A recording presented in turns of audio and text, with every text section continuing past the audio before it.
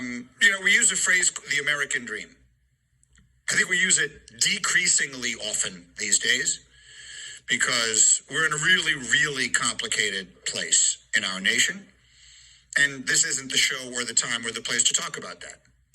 But I will tell you that the American dream is something I believe in very firmly because I had 4 grandparents who fled to this country unable to speak the language from Poland, came to this country in pursuit of one thing and one thing only, and that was what we have historically called the American dream, a better life for their families.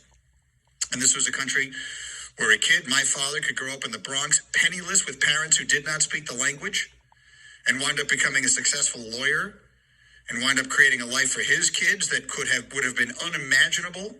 And the next generation of that family, one day, my grandparents lived to see me as an invited guest to the White House. That's the American dream. And you know who else is living the American dream? Frances Tiafoe. You want a reason to be interested in what's going on at the U.S. Open? Listen to his story. Not because he's an American who might win the U.S. Open. I could read you that. He's a 24-year-old who has become now the first Black American man to reach the U.S. Open semi since Arthur Ashe in 1972. He is the first American man since Andy Roddick to make it as far as the semifinals at the U.S. Open in 16 years. American men have gone 74 consecutive majors since Roddick won one in 2003. But that's not what I mean by the American dream. Do you know Frances Tiafoe's story? Can I very quickly tell you his story? His father came to this country in 1993. His mother joined him in 1996 to escape civil war in their country of Sierra Leone. In 1999, his father began working as a day laborer on a construction crew that built a tennis center in College Park, Maryland.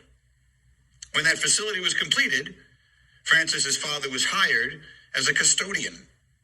He worked as the custodian at a tennis center and given a spare office to live in. That's where he lived. Francis and his brother lived with their father in that center 5 days a week for 11 years. They took advantage of that living situation and started playing tennis regularly at age 4. That kid is in the semifinals of the U.S. Open.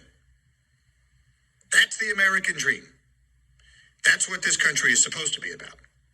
And when we taught that, that is talking about someone with hard work, determination. You can achieve the impossible. So 2 people can flee a civil war in Sierra Leone, and 1 generation later, their son is in the semifinals of the United States Open, the most important tennis championship our country has, because his dad was the custodian at the place that he helped build. Francis lived in that building for 11 years. That's the dream. So I'm not going to pontificate any farther beyond to tell you if all that does is maybe make you a little more interested in the tennis, great. But if it actually makes you think about something a little more important than that, that would be fine with me too. Greeny with you here on ESPN Radio.